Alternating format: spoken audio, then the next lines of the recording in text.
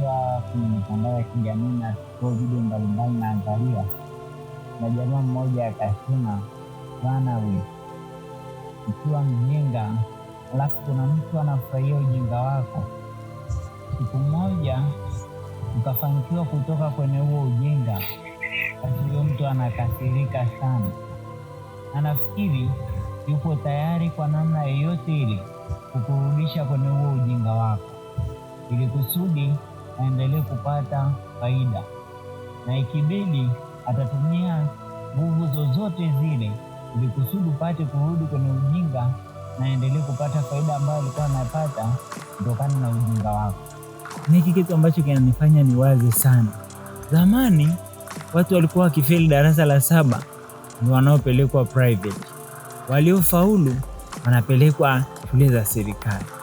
Lakini sasa hivi wanaofaulu vizuri wanapelekwa shule za private. Wanaopata alama za chini wanaenda shule za serikali. Na cha ajabu zaidi, shule za private ndo zinafaulisha sana, na zile za serikali ndio hivyo ziko AI. Kuna kipindi huko nyuma matokeo ya shule zote Tanzania nzima waliofanya mtihani wa taifa yalikuwa yanapangwa.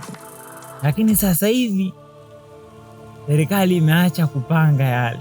Nakumbuka na kipindi fulani shule za private wakaungana wakasema, basi sisi tutakuwa tunapanga.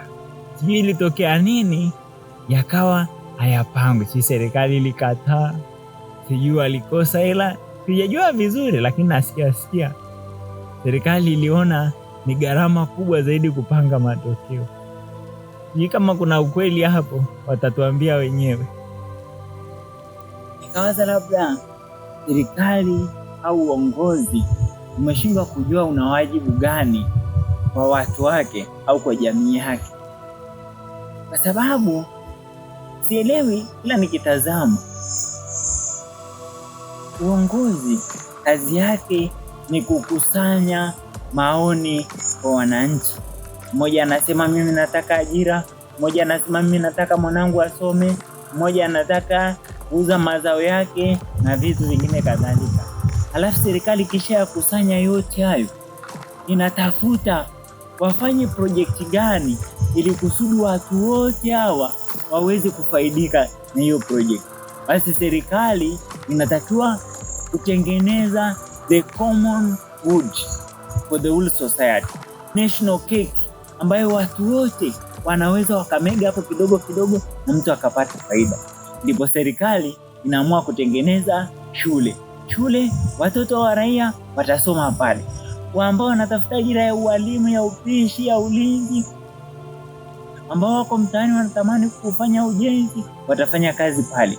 Serikali inakuwa imetimiza lengo la jamii kwa wakati mmoja kwa kufanya project moja. Hivyo tunawahitaji viongozi ambao wana akili kubwa ya kuweza kukusanya malengo ya wananchi, kukusanya mawazo ya wananchi, kukusanya maoni ya wananchi na kutengeneza kitu au project ambayo itakwenda kukidhi haja za watu wote.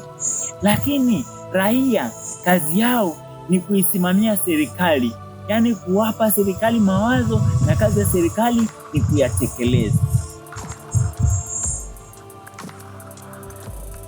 Nchi yetu ya Tanzania ina mihimili mitatu, yani bunge, serikali ambayo inaongozwa na rais na mahakama. Ila kuna muhimili ambao umejificha, ambao natamani sana kwenye katiba mpya uweze kujulikana na usiweze kuingiliwa na muhimili mwingine wowote. Muhimili wa habari na mawasiliano. Huu muhimili ni muhimu sana ili kusudi wananchi waweze kupata taarifa zilizo na ukweli mkubwa sana ndani yake, ili wakija kufanya maamuzi, wafanye maamuzi ambayo yataleta tija na faida kubwa kwa taifa lao. Mimi naamini kwa uwepo wa vyuo vikuu hapa Tanzania ina wataalamu wengi sana ambao wanaweza wakaleta mawazo ambayo yanaweza yakaifikisha Tanzania yetu kwenye maendeleo makubwa sana. Lakini shida ni siasa.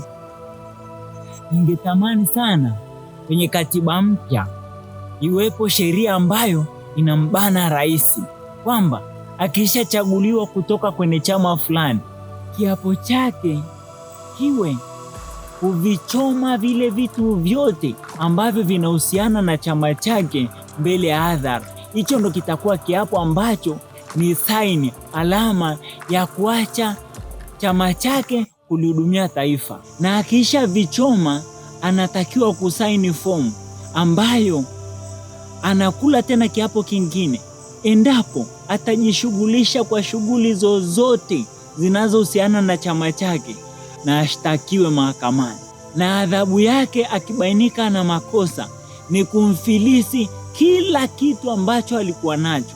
Na hii hapa itafanya rais aweze kuwaweka kwenye serikali watu ambao wana ability za kuletea maendeleo taifa hili. Anaweza akachukua kwenye chama hichi, chama kile, akawaleta karibu, wakafanya kazi kwa ajili ya kuendeleza taifa letu.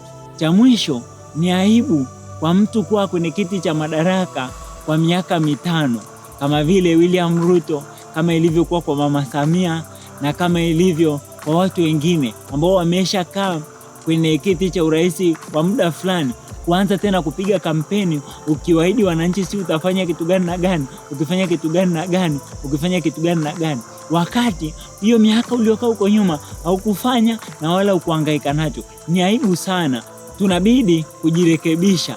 Na ukiwa rais, wewe umeshafanya kampeni, wewe ni cha kusema tu kwamba nataka tena niamini kwa miaka hii, na serikali ndio itaweza kumsimamia rais katika kampeni yake.